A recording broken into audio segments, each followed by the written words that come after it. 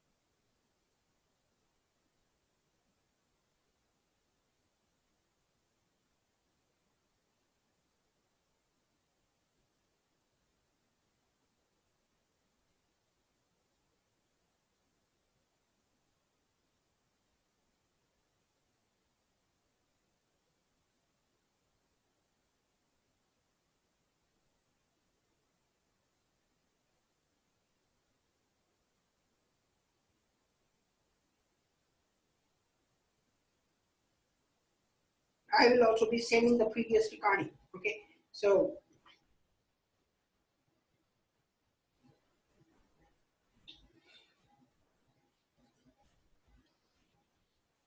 okay, and okay, so that will be the second class. Okay, we will be talking about functional testing.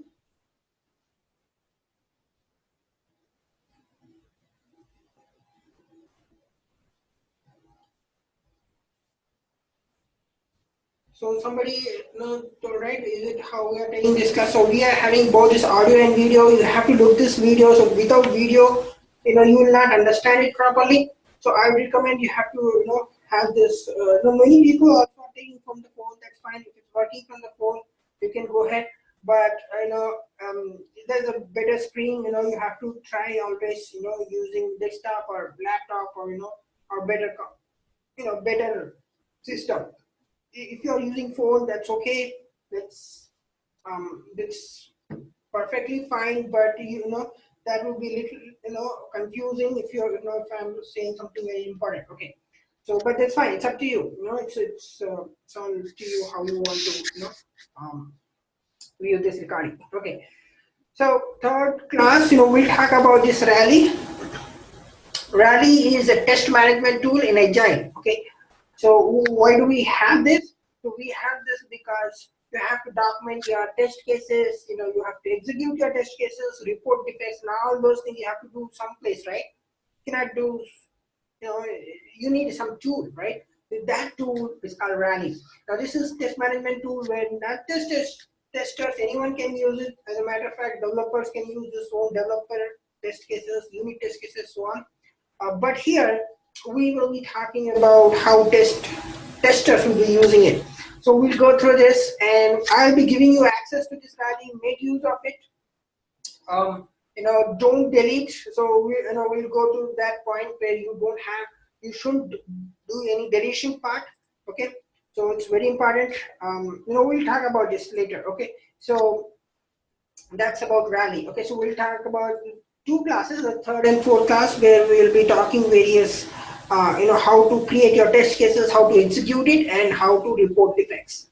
Okay, and some part of the reports. If you're a senior QA or lead, if you want to go on that, so how you want to know how the reports are generated, and some people might know this. That's fine. You can just brush up something. The people who don't know, we'll go into this in detail and see how we can perform. Okay, so fifth class SharePoint, we'll just wait for this. SharePoint is to access your documents, various documents we'll be having. So that's the reason of having SharePoint. Okay, now here's the thing. If you need some documents, nobody will send you an email. Just remember that. No, you cannot send me an email. There is a place. That's the reason you have this SharePoint. Okay. Now you cannot request something just like that. You have to go to SharePoint and look into this. See if there are any documents related to it, like functional document or BRD document, or as a matter of fact, any document which is related to your project, which is required. Okay, so that's the use of SharePoint. Now we'll talk about this little later, not in 6th class, but we'll cover that one. Okay, so here we'll talk about various documentations. Okay, the various documents like BRD document, FRD. So I'll be giving you access to this Google Drive where you have all these documents. You can look into this document. How does this looks like? How it's documented? Who is the responsible guy? Who is the responsible reviewer for the document? Who is the approver for this document? All these things you will be looking into it and see if it makes sense for you. Okay, so these are all these documents. We'll be going through this. Okay, so this video is not required. Okay. Now, after that, we will be going through SDLC process. Okay, the software development lifecycle.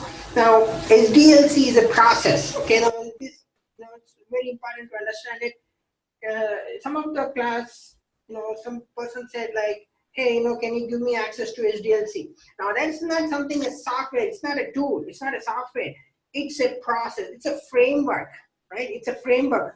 This SDLC process is designed by the management perspective. That means it comes from CTO, CIO, and the flow comes from it. So they approve it. So is it do you have to go to waterfall methodology? Do you have to go to SDLC, or do we have to go to Agile? See, all those things are decided by management perspective, not QA, not tester, not developer. As a matter of fact, no one else. Okay, their management has to decide what has to be done. Okay, so this is not a software; it's a framework, because you're in the system, right? It doesn't matter. You're a developer, tester, or manager. As a matter of fact, even if you're a manager, you still have to know this, because there is a procedure to follow. So that's the reason you have this SDLC process. Similarly, you have STLC, that's software testing life cycle. This is more related for development perspective, but still you are involved in testing, so it's still you have to know this. And STLC is testing life cycle for related to more testing perspective. Then you have this bug life cycle, where if you open bug, it goes various phases, and we'll talk about this how it works. Okay. And we'll talk about one full class for agile methodology, how this agile works, okay, how this works, and we'll talk about this whole agile. This is similar to, not similar actually. SDLC is derived from waterfall. All these waterfall methodologies, right? Waterfall methodology and spiral methodology, helical methodology. It's also similar to other methodology, but agile is completely different from all these methodologies. The reason being, this is a fast process. Okay, other than any other methodology, it's fast, and we'll see how we can do in that one. Okay, that's agile. And Jira, we will have one more test management tool, that is Jira.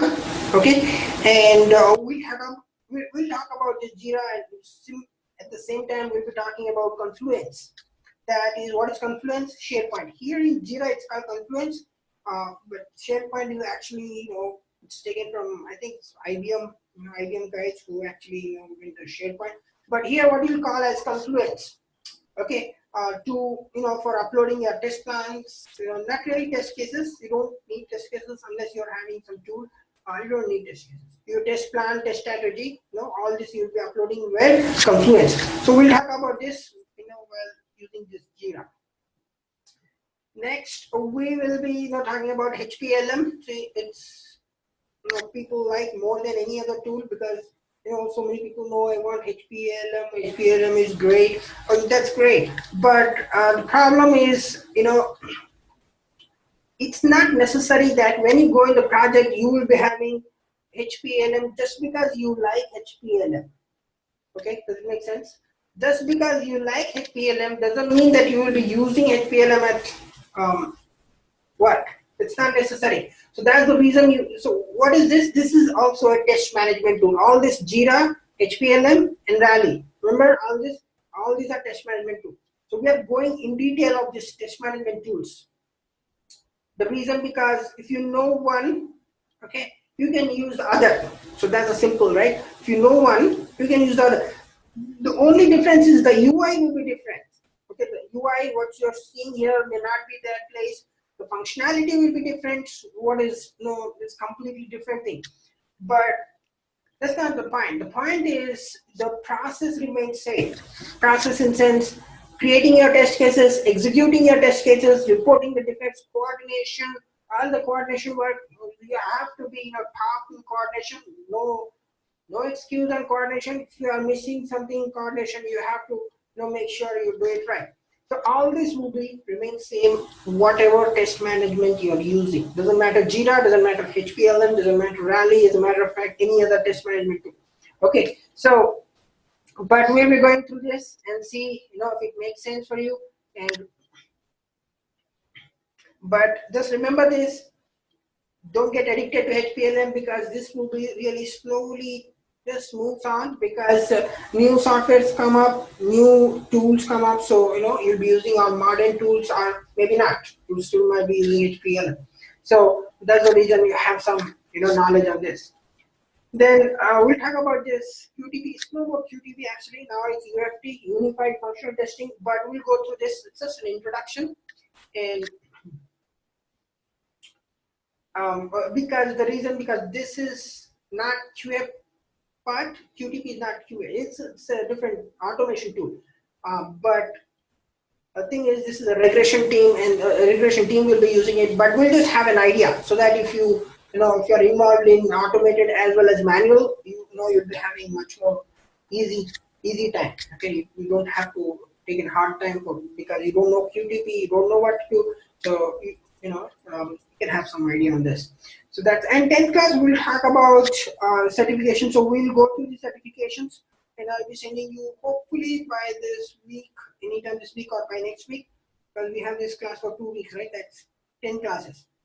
So we will be, I'll be giving you homeworks. Make sure you guys do the homeworks, and certification will be one of this. And it is free. This thing is free, completely free. You won't have to pay any penny. And just you have internet and laptop. That's more than enough. And of course, you need to pay the internet bill. Okay, you cannot skip that. Now, but other than that, it's free. Okay. So we'll go through this and see, if you can able to finish this certifications. Okay. Any questions in the syllabus? Oops. Okay. Somebody said, right? What does QTP stands for? QTP stands for Quick Test Professional, but it's no more QTP. Now it's UFT, Unified Functional Testing. Okay. Another question. Does the certificate in this website expires? No, the certificate doesn't expire, but we'll go through this. Okay, so it's just at this point of time, it's pretty. It's a high level because you want to take some time and understand what is this. So you have this. You can go through this URL if it makes sense. That's fine, or you can come back to me saying that So we have some time. So. It's not necessary to crunch up everything in one. Okay, so we'll just go through this. And as a matter of fact, we also have one day, right? 19th is holiday, right? So I'll see that if it gets in these, between these timings, because you get 2 to 3 days, so you will understand better. Okay, so any other questions?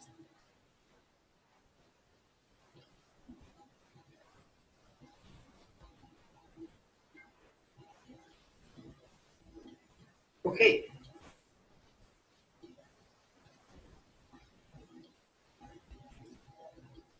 If no questions, then we'll just go through this pretty quick here. So various types of testing.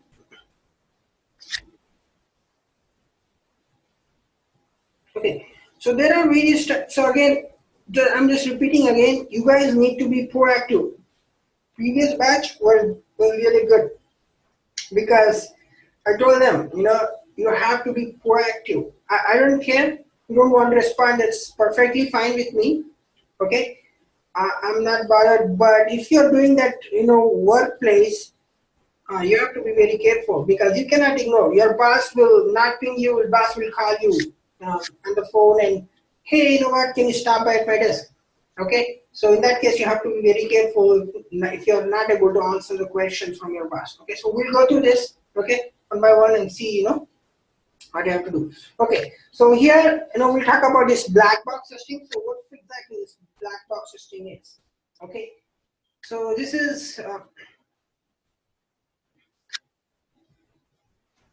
Black box testing is done, so this is done by the testers, not by the programmers. Okay, it's not by the programmers, it's done by the testers. And what is this? It's a high level testing. Okay, now your boss will, always confuse you. You will say, okay, did you complete your black box testing? Okay, they'll just ask you. So, did you complete black box testing? Okay, so what I would respond. So see, black box testing is a high level testing, not done by the individual. It's done by the group of people. Okay, there's 2, 3. That why? Because this involves any other testings too, like functional testing, or can be system testing. All these concludes there are like 4 to 5 testing to form a black box testing because it's a high level. If your boss asks the same question to the lead is an appropriate guy to answer this question because they know what kind of testings are going on and how it is becoming. So okay, so that's the black box testing. What is black box testing? Black box testing is a high level testing. Okay, it's done by the testers and not by the programmers, and it's based on business requirements and functionality. So yes, I'll be giving you this email, the slides, and as a matter of fact, you will be getting all this material, okay, and even if you don't I'll be giving you access for the Google Drive, which have all the information there, and you just need to look into this. Okay. So yes, I'll be giving you this slides by the end of the class. I mean, before the end of 4 p.m. Again, if you are not getting email before 4 p.m., you have to reach out to me. That means you have to email me at manu@itamerika.com. Okay, because I may not have your list. I have only few lists, so okay. Okay, so that's the thing. Okay, that's the black box testing. Black box testing is a high-level testing done by the testers and not by the programmers. Why? Because tests are based on requirements and functionality. Okay, so we'll go into detail about this functionality, but here let's have some quick view on this. So what is the functionality? Requirements are anything which is documented, or it can be word to mouth. You know, from BA business analyst say, hey, you know what, this is a requirement, you have to test this, that's fine. So that's a requirement. Or it can be a document like FRD, BRD, or mapping document, anything. Okay, so that is the requirement. Functionality is something, you know, it's a features. Functionalities are, you know, for example, text box, edit box, you know, buttons, URLs, okay, drop down buttons, okay, edit box. All these are actually the functionalities. Let's take an example here by google.com. So I know, you know, so many people, you know, previously they said, no, we know google.com, there's nothing to see google.com. That's fine. I'm not saying to, you know, view this google.com. What I'm trying to say is how you see this functionalities here. Okay, so here we'll see this. So this is a functionality. So they have this, you know, integrated game here. Okay, so that's our functionality. That's good. Here you have this edit box. You see this edit box. This is edit box, and these buttons. You see this button is not working. That doesn't mean that google.com is not working. This button means there is a reason here for not working, because you are not typing here so that this does display any results. So that's the reason it's not working. All these are functionalities. So see this URL. You see this google.com. This is an URL, and this even these are the URL buttons. Okay, and so all this functionality. Okay, let's see this. This, you know, this random rolling down button. Right? Also this random rolling down. You know, I'm feeling lucky, and if I do it, I'm feeling stellar. You know, this is what. So this is also a functionality. Okay, what is the functionality? Functionality can be any feature on an application, such as edit box, text box. Okay, buttons. Okay, buttons, URLs. Okay, these buttons. These are all functionalities. Does it make sense? Whoa.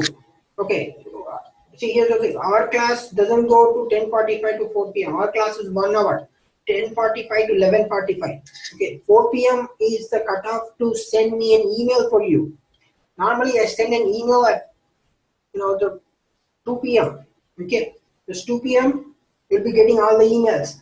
But if you are not getting email after 4 p.m., then you have to request me at manu@itamerika.com. Okay, 4 p.m. Okay, our class only goes to 1 hour. No, not more than that. No, because you have to concentrate in other classes too, right? And you know, and it's not a very good idea to stretch that long to take class, because you have to, you know, first understand it. You know, you have to take some time, see this, how it's going on. You know, the kind of thing. You know, it's not really good idea to take that much of time at a stretch. You have to take break. You know, you have to grasp information, a lot of information. Okay, have to understand it. You have to practice. It's a lot of things. So I would never recommend to take that long amount of time. Okay, 1 hour. So my class would be just 1 hour. Okay, it's 10:45 to 11:45, not till 4 p.m. Okay. Any other questions?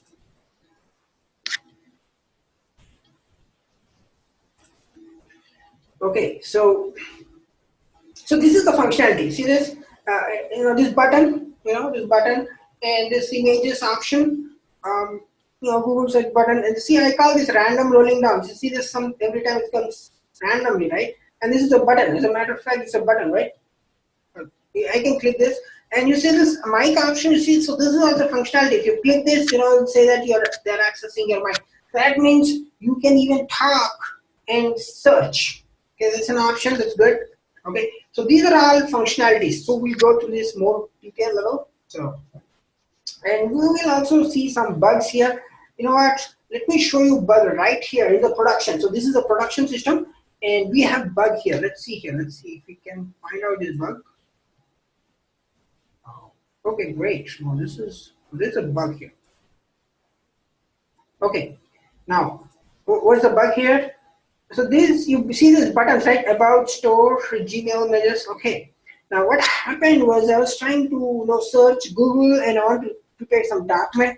So what I did is I not minimize this. I just shorten my window here by doing it. Now when I do this, you see this is all gone.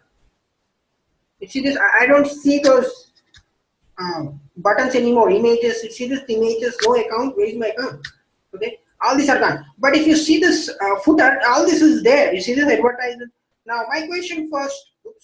My question first to my lead when I'm testing this will be why my account information and all this is being gone when I shorten this window, but still all the settings, privacy, all this remains. So this is a bug. So this is a production system, right? You're accessing google.com. It's a production database. It's a production one, right? It's a real time. And this is a production issue. Okay, this is not major. This doesn't crash anything. This doesn't do anything. But I see this as a QA. I'm a QA. Okay, I'm a tier lister. I'm a QA. And for a QA perspective, I find this is a bug. It might be very low. I just try very low priority. And I open ticket or in Rally, go ahead and open the bug. But I don't care. You guys take 1 year, 2 years to fix this issue. But this is the issue, and I'm going to open this. Now I'll check with my lead. My lead says, hey, you know what? When I'm trying to access this, I'm not able to see this. You know what? I'm trying to expand this, and it's showing up. Oh, wow. But I'm trying to move this. It's gone. There's a bug. Does it make sense? Does it make sense? Is a bug or not? Does everyone agree?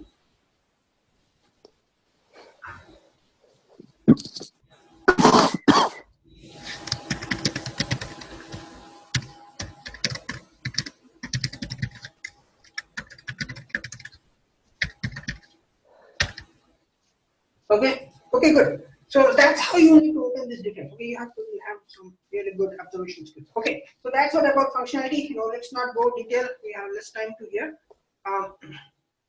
Okay, so let's go to the next one, white box testing. So what is this white box testing? So this testing is based on internal logic of a program. Oops, I closed that, right? Let's go back. Let's go back to google.com. Okay. Now, what's the white box testing? This testing is based on internal logic of an application code. Now, this belongs to developers. Okay, this is not for testers. Why? Because you have to know the loop or internal structure of the program. Okay, so that's called white box testing. Okay, and let me give you an example here. Okay, so let's go here. So now we see how this developer works. Okay, how this guys works. So we go to here. Now, here you go. Now this is not really exactly is a white box testing. I wouldn't say this is a white box testing. This is the code of an application. Yes, it's a code of an application. But what I'm trying to say is this is a part in a white box testing. Let's say unit testing. Let's say if I want to do this unit testing. Now, that's not tester's job. That's a developer job. So, but I want to look into this code and troubleshoot some issue here, right? I want to troubleshoot some thing here. Now, as a developer, I have to open this and see what's the code here. So this is more related to a developer point of view. Okay, this is not white box testing. Please don't take this as a white box testing. You can take it as unit testing or some unit. Our developer testing. Whatever developer want to do with this, it's not our area. It's developer job to do this. Okay, but this is how developer sees the code. You guys will be seeing this part. Now let me. Okay. You know what? Let me annihilate this. This will be better. Okay. So this front end testing is this. What you'll be seeing. What you'll be looking into this as a tester perspective. And as a developer, these guys will be looking to here. So you will never be going to this area. This is not your job. You will, I mean, not most of the time. Most of the time you will not be working in this one. Okay. You will be mostly working on the front end. This is front end application. This is what you have to work. And as a developer, these guys don't work here. They will work in this. Okay. So this is the difference. Okay. So let's say about white box testing. That means white box testing is a high level testing. Okay, it's done by the developers and not by the testers. Why? Because internal logic of an application should be known. You see this, we have this internal logic, how the code is moving. Is there any loops? Is there while loop, do loop and all those things? You want to look into this.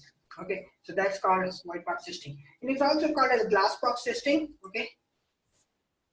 And yeah, here you go.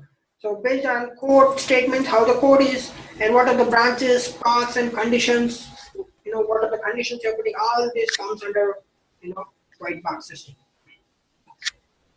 Does it make sense? Okay, so let's move.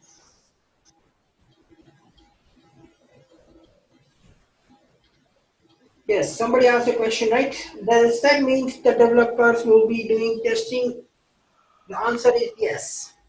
So we'll go through this, okay?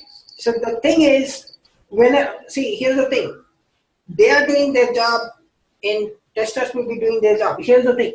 The difference between the developer, testers, and we as a QA, what we do, developers do the testing based on business perspective. That means what the business says, this is the code, this should be done, that's fine. They do on business perspective. And the testers will be doing the customer user point of view, okay, how the customer sees the application, right? So that's the difference, okay? So they will never come to our area, we don't go to their area. So that they just deal with all codes kind of thing and all those things. We deal with all front-end applications or features and a lot of requirements and all those things, okay?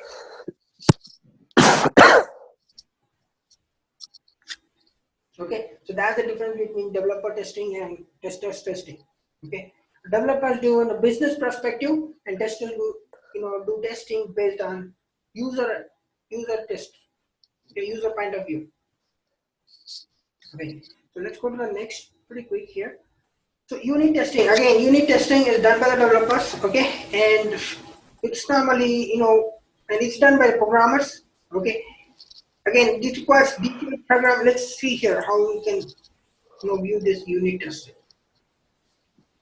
So that means it's pretty big bunch of code, right? You have this lot of statements here. So if you want to take some unit, that means you have these many things and you're going some unit and looking to this. So this is called unit testing. That means you're just worrying about this unit. Okay. This is not good. Okay, here you go. So this unit, let's say you are working on this script and you want to edit the script. Now this is unit because there's a bunch of code here, but you're actually looking some particular unit of the some place which is actually so this is called unit testing. You're not bothered the whole code, right? There's a lot of things. There's a lot of things. There's a lot of CSS. Again, you have this CSS right hand side. This is called CSS. Okay. And you're not worrying about this, you're just worrying about some particular unit of that application's code. Okay, so that's called unit testing. And again, it's done by the developers, not by the testers. Okay, so let's go here, next one. Okay, before going to here, we'll talk about this functional testing. So we'll go through this in detail pretty quick here. Okay, what is functional testing? So this, to test functionality and features of an application is called functional testing. Okay, that sounds easy, right? It's talking easy, but let's see how we are actually trying to do that. Okay, functional testing is to test functionality and features of an application. Again, this is a part of this black box testing. You see this? Because black box testing is high level. This is included in the black box. Okay, so that's what it's showing up here. Okay, let's take an example here. So we already seen this Google, right? You have these features and functionalities here. These buttons. We want to check this button is working. Okay, was navigating to next page. That's great. This button is working. How about about? Let's see. Is this working? Okay, great. This button is working too. Now this is simple.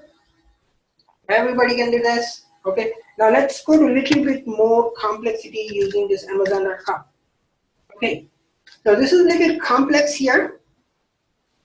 Okay. The reason because you see this lot of images here. You see this lot of images. Now it's not just images. These images are integrated with the URLs. That means if I click some image, it's actually navigating that to that web page. You see this? It's going to a different web page altogether. Okay, so all this is actually interlinked with each other. Okay, great. So these are all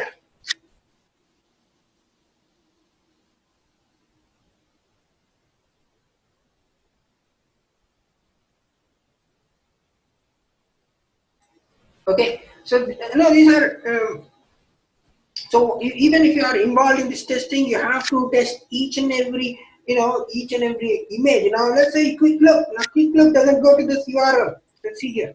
You see this? There's a pop-up kind of window, right? You get this pop-up. So that's how the functionality, right? You want to test that too. Okay. So all these are like functionalities and features. Okay. So let me ask you this question. So if everyone are like comfortable with this, let me ask you this question. Now, let's say I want to hover my mouse. So now if you want to click this, you don't even have to click this. I'm going to department. Okay, I want to go to the department and see what are the various options.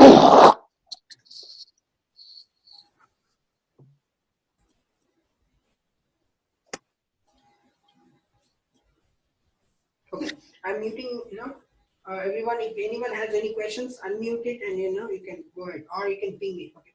Okay. So here I'm hovering. I'm not even clicking any button here. Okay, I'm not clicking any button. I'm just hovering my mouse over this department section. Okay, because I want to see what are the various options these guys have. Let me hover this mouse and okay. Question to you. So I just hovering this mouse. Can anyone say what are the functionalities? What's happening here? Can anyone tell me? I'm just hovering my mouse. Okay, this was meant to hovering. This is not to click. If you click, I think this gets more complicated. We don't want to click here. Okay, I'm just hovering my mouse over this department section, and what's happening? Can anyone tell what's happening here?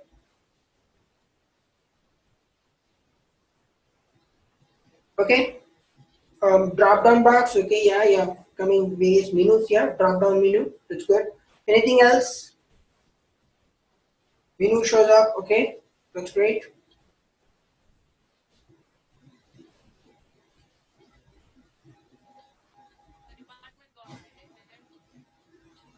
Exactly. Okay, somebody shows different department. That's good. Showing.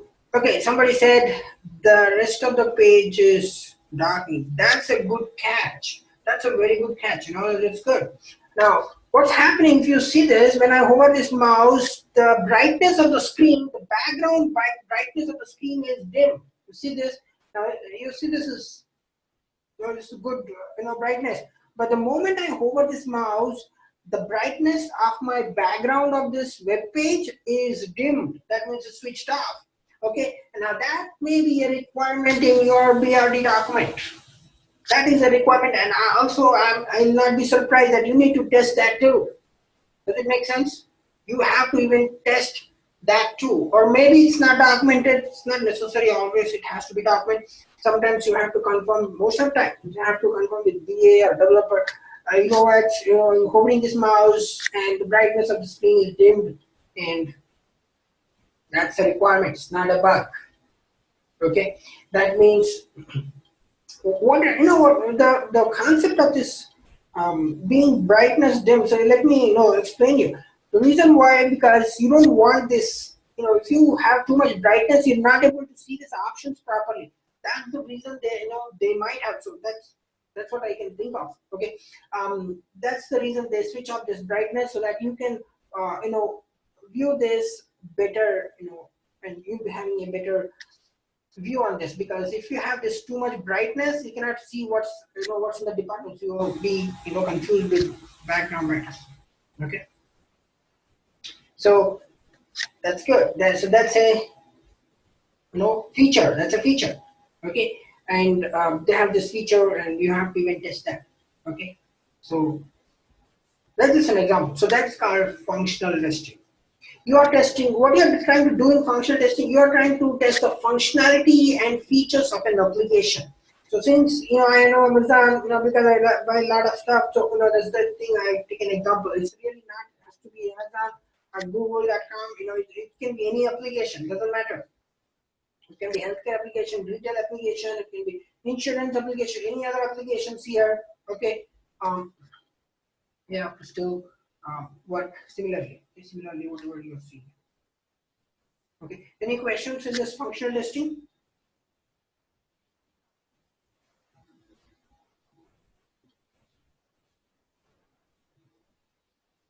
So what is functional testing? Functional testing is okay. Okay, good. Functional testing is to test functionality and features of an application. Like what? Like buttons. Here we have seen here. This is the images integrated with URLs. That's good. And as a matter of fact, this has quick look option. You see this quick look? Okay. When I click on this button, this is this separate. This is not going to any URL or web page. This is just pop-up window, and you have to also test this too. Pop-up window, right? So all these things are the functionalities. Okay, so that's the functional testing. To test functionality and features of an application is called functional testing.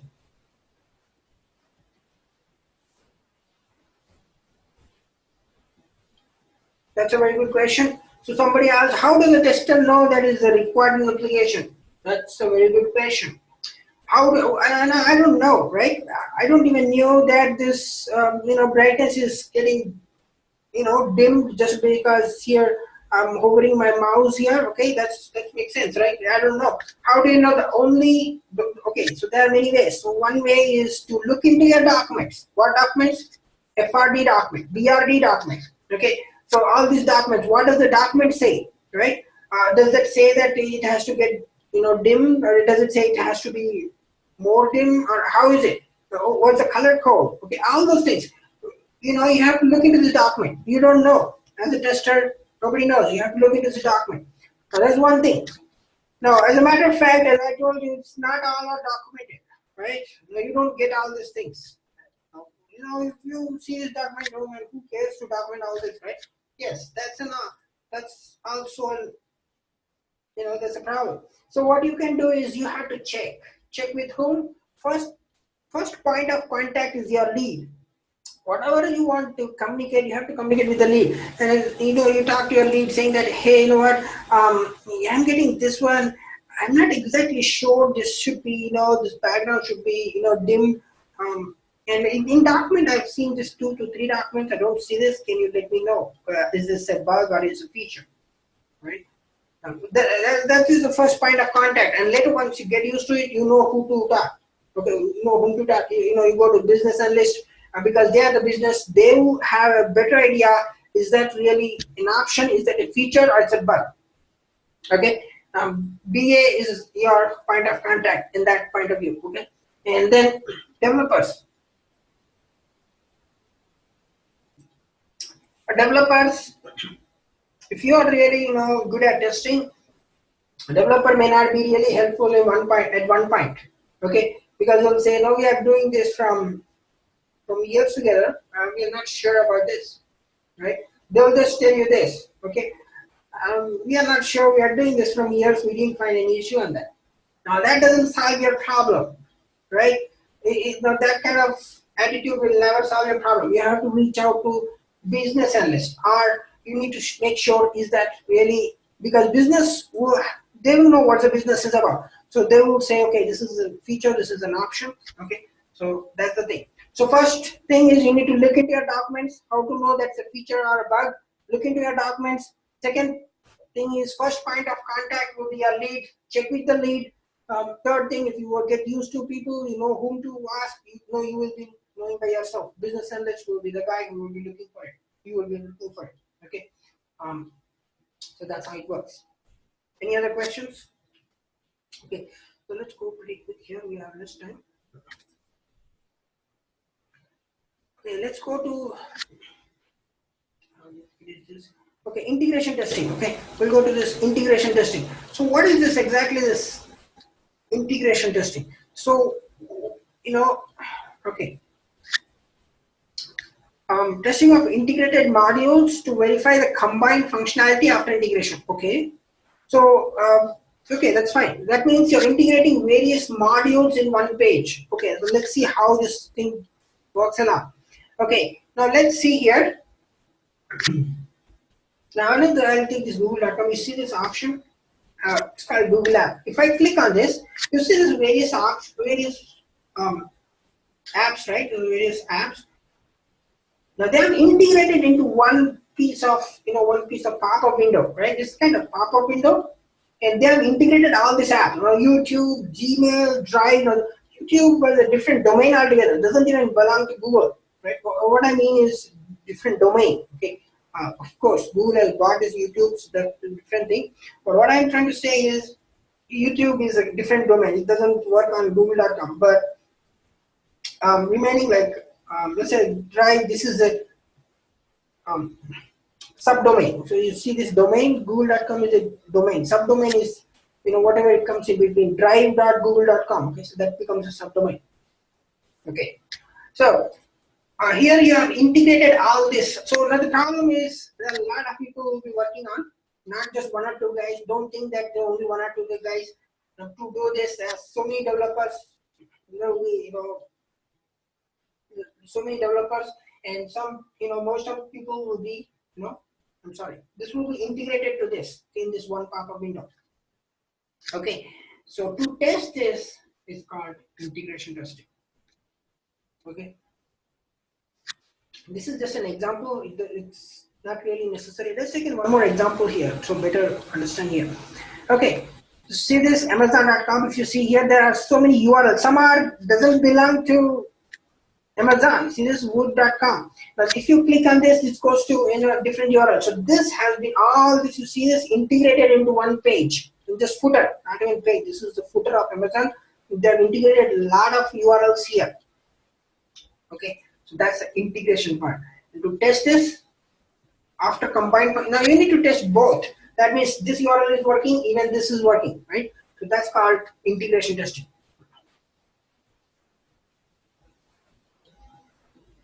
Oh, yeah, somebody asked a question. Okay, what is the name of dotted square?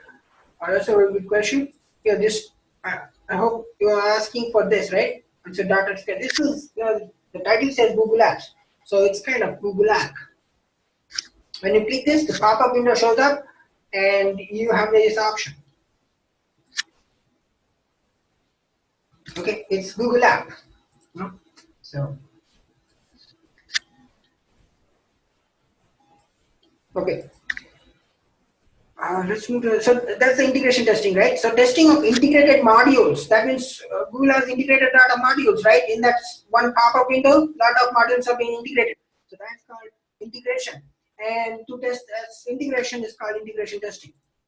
Now, testing of integrated modules to verify the combined functionality after integration. You have to make sure both are working. Okay, because why? Because that may be a different code or a different domain, and you are putting into this, you're attaching that. And you might say that, no, it's very easy. So somebody in my previous classes, right, they said like, no, it's very easy just to integrate that, put into that, it's done. Okay. That may not be always that easy, because if you are using some third party, let's say, you're using not Google.com, you're using some Amazon product or something else, you want to integrate it. Now you cannot just integrate it just like that. Don't put lawsuit. Okay, you want to, get the certificates installed in your system. You have, you show them that you have rights to do that, and then you put their name into your website. Okay, you can't just put somebody else's website in something else. No, that doesn't work that way. Okay, a lot of things goes on at the back end. So once that is completed, all the certificates are installed. They get notice and all the you can use this and you can use our website here. You can integrate it, and that they will do it. Okay, so that's how it works normally. If it's an own company like Google and they want to integrate YouTube, that's fine because it's own company. Okay, they can do that. But third-party companies, no. It's a complicated procedure you have to follow, and no, we don't worry about it. It's not our field. Okay, so that's called integration testing. Okay, and let's go to one more one. That's incremental integration testing. Okay, the name itself, right? Incremental. That means it's keep on increasing. Okay, let's take an example here. So how does I know what is incremental testing? If I click this, okay, you have this option more, right? Now, if I click this, I have this 9, 10, 11 apps. Okay. Now I want more. Okay, no, let's have more here. Okay, now this is incremental because now it's increased, right? Now from 11 it has been increased to this many more. Okay, now that's incremental. Now even more here. Let's see here. Okay, so this is they have this whole web page for this all products of this Google. You see this. Now they keep on adding new apps, but keep on testing that new apps. So that's called incremental integration testing. That means previously it was not there. Now they added this new. Okay, now they will add a new option here and a new new app. You can test that. So that's called incremental integration. Okay, let's go pretty quick here. Okay, so this is called something. So we go to system testing. Okay. So far we were only talking about web applications. So all these are web applications. Okay. System testing is more related to client applications. Okay. Like what? Like let's take an example here. Outlook. So Outlook is a client application. That means it has to be installed in the system. It has to be. Without installing, you cannot use it, right? I mean, you can still use it. There is, Microsoft Exchange, and my point is here is you want to install it in your system, okay, and you want to test that. So that's called system testing. Okay, again, you see this black box. Now the black box shows up here again. That means system testing is one of the part in the black box testing. Okay, does it make sense? Okay, so again, system testing is to test entire system as per the requirements. Now, these are comes under system testing. Okay, it's all these icons, and this is if you go here, there's DLL files, there's system files, and there is a lot of things. Okay, there's a lot of things. You don't test everything. What you are trying to say here is you test only what does the requirement say. So what the requirement says and what you are trying to test. Okay, just because says that entire system is tested doesn't mean that you have testing the entire system. It means does that requirement covers for you, then you have to test it. If it doesn't cover, no, you are not doing that. Not your job. Maybe somebody else is doing that. Okay, so you have to make sure you understand this. Okay, system testing is the entire system is tested as per the requirements. If you're missing this as per the requirements, then you're missing everything. Okay, so you have to always look into this requirement and test the system test. Okay, so let's go to next one. There's something called end-to-end testing. Now we keep this simple as a QA point of view. End-to-end testing in ETL is pretty huge and pretty broad. So we keep it simple in end-to-end testing as a QA point of view. As a QA point of view, end-to-end testing is to cover from one end to another end. Right? Like what? Like you start with smoke testing, sanity testing, functional testing, integration testing. All those are covered. Black box testing. All these are covered. Then you say this end-to-end testing is completed. Again, you have regression, you have performance. That includes pretty much all testings. All testings you have completed. It's called end-to-end testing. That means from one end to the other end. Now, if you are using this ETL perspective, you see this, they are also using database, so when you are using this End-to-end testing is the retail perspective. That means you're also, going to source. Did you complete a source? The staging area, then your target area. Then there are something called jobs. Did you complete functionality of the jobs? Then again, front end, back end, a lot of things. So that is end-to-end testing.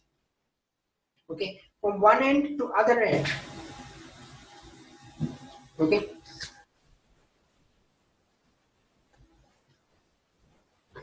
Okay. So somebody asked, right? What about system testing? System testing is to test entire system as per the requirements. Okay. To test. So there are a lot of things, right, to test. So this is how we do this. This is done. There's two things. Okay. There's web applications and client applications. So far we were talking about this. See, what's the difference between web application and client application? Is web application is when you access through browser. It's called web application. Client application is something which you install in your system. It's called client application. Like what? Like Outlook. Let's take this example, Outlook. Okay, so that is client application. You have to install in your system. So to test all these applications which is installed in your system is called system testing. Oh, and as per the requirements, of course, don't forget that. Okay, as per the requirements, does the requirement says to test that? You need to test that. Otherwise, you don't. Any other questions? So let's move pretty quick here. We have a lot of.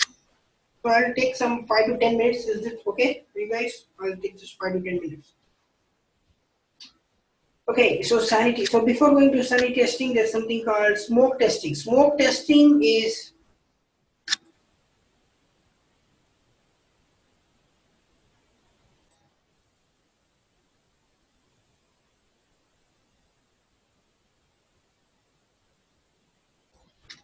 okay. Smoke testing is smoke testing is you want to say that you want to see that is it your application testable or not. Okay, if the smoke testing fails, you're not even moving to any other testing. You're not even going to functional testing. Okay, after smoke testing, you want to go to functional testing. But if your smoke testing is failed, you just say no, this application not worth of testing. That's what it means by smoke testing is failed. Now, how do you do the smoke testing? It's kind of random testing. Okay, it's similar to functional testing. The difference between the functional testing and smoke testing is actually you don't have test cases for smoke testing. You can you can create a smoke testing, but you don't have many test cases as functional testing. Okay, functional testing has a lot of test cases. Now, the other thing is smoke testing. You're not doing for weeks together. You are only 1 hour, 2 hour done smoke testing. Okay. So, okay. So there are two types of testing I told you, right? Web application, web application and system application. Okay. And system testing is done in a system which is installed in your system. Okay. Web application and client application. There are two types. Okay. And somebody asks, is it just used for major functionality? No. The question should be, is it used in all projects? Okay. It's not about functionality, it's about the project. Okay. If you are working with some project, if some project requires to do this smoke testing, you have to do this. Okay. No excuse. Okay. It doesn't matter major application. Yeah, major functionality or minor functionality doesn't it doesn't go that way. It goes to project. Does your project require smoke testing? Then yes, you have to do. If your project doesn't require smoke testing, that's fine. You don't have to do it. Okay, it's not about functionality or non-functionality. It's about the project. Okay, how your project is. Okay. Okay. So this. Okay. No, actually, there's one more concept here. I'm supposed to explain this. Now, okay, we'll go through this. So there are 3 types of environment. Okay, so there are 3 types of environments. What is that? First is dev environment. That's called development environment. and which developer actually works, and all the coding stuff are done in the development environment. That's called dev environment. So the second thing is test environment. Now here's the thing where we come, the QA will start testing applications, start testing QA, start testing system and all those things. So that's called test environment. Now is called something called production environment. Now you see this Google.com, it's all in production environments. There's no test, no dev here, no, because we don't work for Google, so we don't know what is behind that. Okay. So these are three major environments. Okay. Now, okay, here's the thing. If you don't understand what's the environment, you can take it as server, three different servers. Okay, but I would say more better as environment than servers. But if you don't understand what I'm talking about, then you can take three different servers. That is dev server, test server, and production. So all these three are independent to each other, nothing to do with anything else. Okay. Okay. Now these are three major. They can be n number of environments.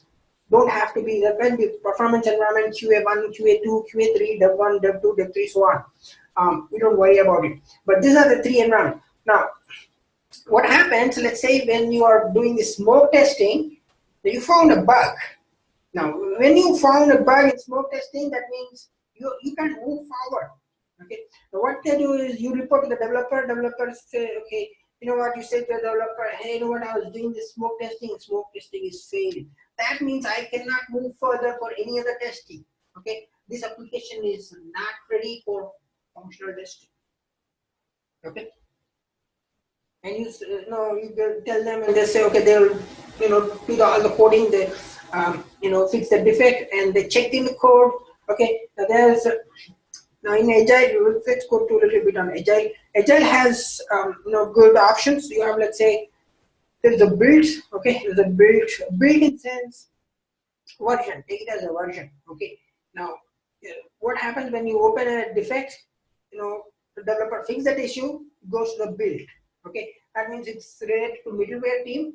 Middleware team will be working on it. Okay, and once they checks in the code in the dev environment, okay, now what they do is move that code into test environment. Now you cannot come and say to me, no, we'll do copy paste. No, you are actually copying into the server. It doesn't work copy paste. You have to be, there's a lot of procedure there. Okay, so that's the reason you have this middleware team where they move the code from one environment to the other environment. Okay, the same code. Don't move this code. So that's a middleware team. Okay, so when you open this, the developer checks. Okay, the developer corrects that issue. Okay, and then checks in the code in dev, and that from dev it moves to the test environment. Okay, and from test, and it has to go to the production environment. Okay, that's how it works. So when you open, like let's say smoke testing. Smoke testing is random testing. And I'll just check some random buttons here. Okay, this is working. So okay, this is good. Smoke testing is good.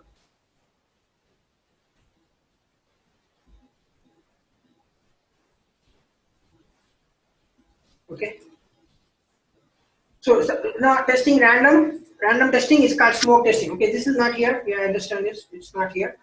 But just for your knowledge, okay, you can. Smoke testing is to test and the application is testable or not. What is smoke testing? To test whether the application. So you want to move forward with other testing, right? You want to move for functional testing, you want to move for system testing, all those things. But you're not able to move forward because smoke testing itself is failed. That means you cannot move forward. If the application is not ready for testing itself, forget about this. These are the later things, functional testing. But if it's not fixed in smoke, then you cannot move forward. When you have to open defect and you said, okay, you know what, we'll fix this, we'll put into test environment by today, 2 p.m. it will be ready, and that's how it moves. Okay. Okay. Let's move to the next one, sanity testing. To test, here you are actually testing the version. Okay, the same application, different version. So here I told you, right, what's the difference? The difference is, let's say you open some defect. Developer fixed that issue. Even after fixing, they also added some features there. Okay, this is a little bit brightness kind of thing. They added some features. Okay, new features, and the thing got good, and those went a different level. Okay, they wanted just some good looking application. But you have to do this with the two applications now. The same two applications with the different versions. So that's called sanity test. This is a different version, it's performing well. Okay. Okay. So let's go to regression testing pretty quick here.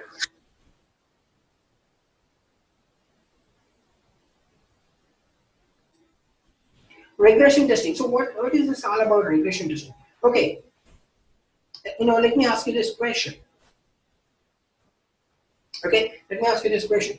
Now, let's say you have done all your QA testing. Okay, everything is done. Manual testing is done. Okay. Now, the developer you were working on, he's just found something. Okay, he just stopped that back at your desk. Okay, he just came back to your desk and said like, hey, you know what? There was some issue in the code. I missed some features in the code, so I fixed it. Can you retest it again? Okay. So what is your answer on this? Can anyone tell me what's your answer on this? The developer, he fixed something. We don't know because it's code point of view, right? It's not our functional thing. They did code point of view, and they did something and suddenly came back to you,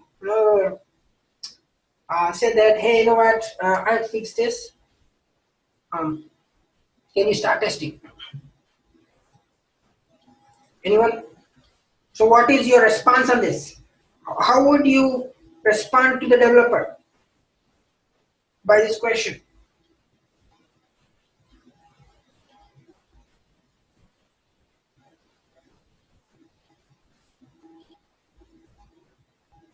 Okay. Anyone else? Really? You don't want to do that. Any other question?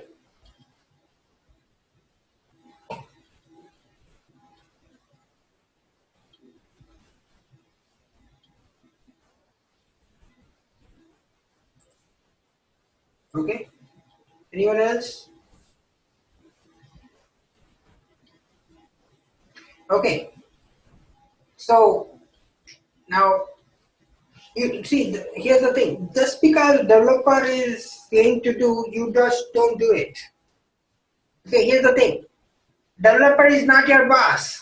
Your boss is your manager who you'll be working with. Now, if you are doing that, you'll be in trouble. Okay, so you don't take orders from developers. That's the thing you need to understand this. Okay, everyone, just because developers stop by at your desk, say that test this, no, you can't do that. Okay, now the response to him is, so I'm a senior guy, I know how to talk with this guy, but what if you don't know? If you don't know how to talk, so you know what? Let's do this. Let's talk to our lead. You know what? Because we have invested a lot of time here. We have a lot of resources. We cannot go back and retest. We don't do double testing here, right? We don't have enough resources.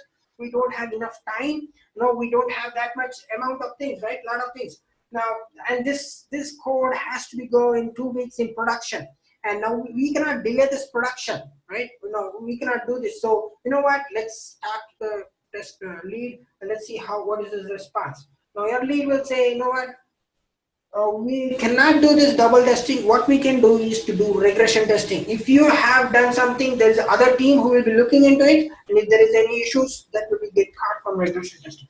That's how you want to respond. Remember, you are not taking orders from developer. If just because your developer told you to do this, you can just go and do this. That will create a lot of troubles. You're not doing anything like that. Even if you have to do that,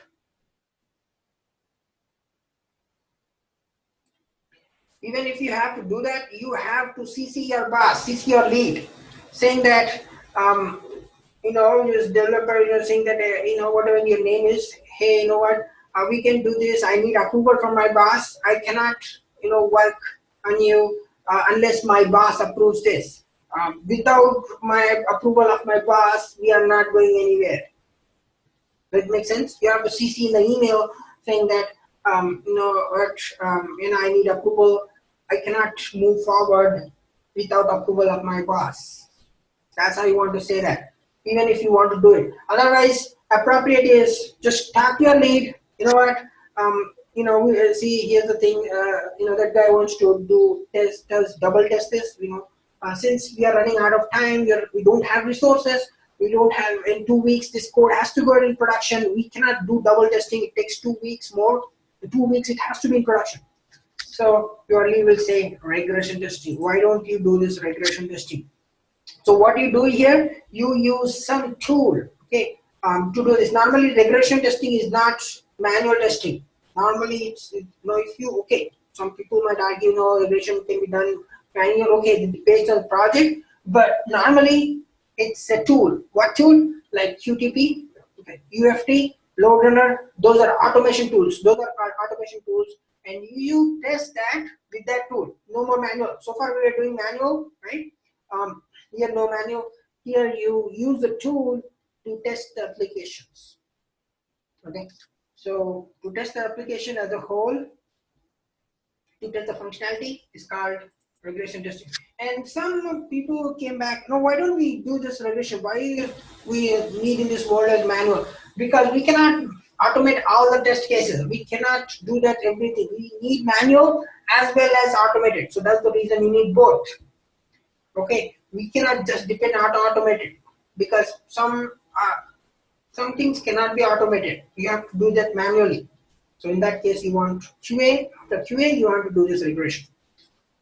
Okay, so with regression, testing the application as a whole for modification any module or functionality. And who is going to do that? Normally, it's a different team, automation team. Automation team will be looking into this regression, and if there is any issues, they will report. And make sure if you are not getting too many defects in regression testing. If you are getting too many issues in regression, who is the guy? The guy to catch up is you, QA. Because why?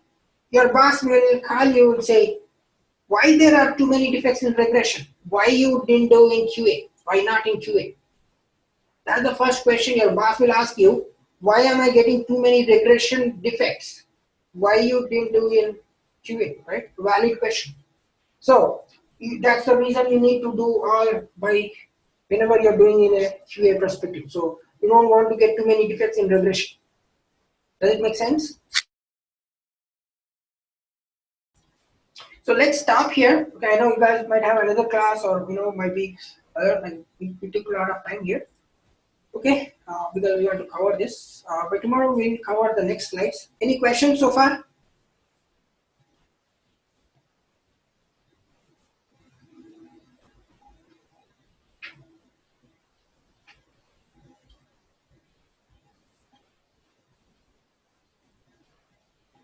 Yes, I'll be sending email. Okay, again. Okay, let me write it down here.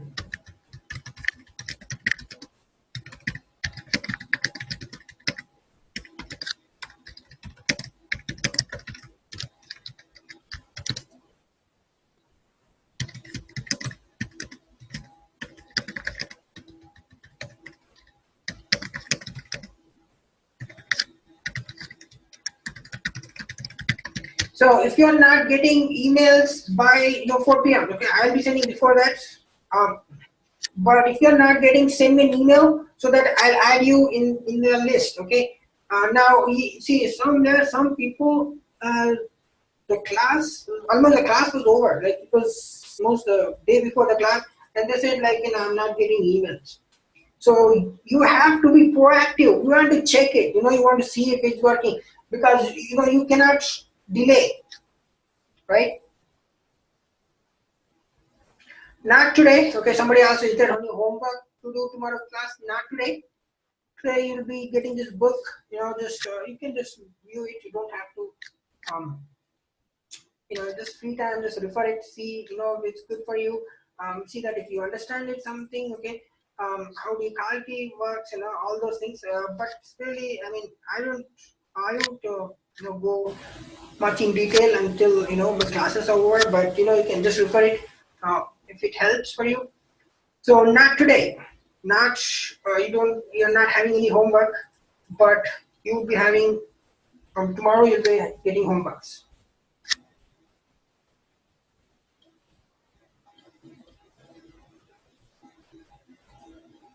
Okay. So with no questions, can we close this class for today?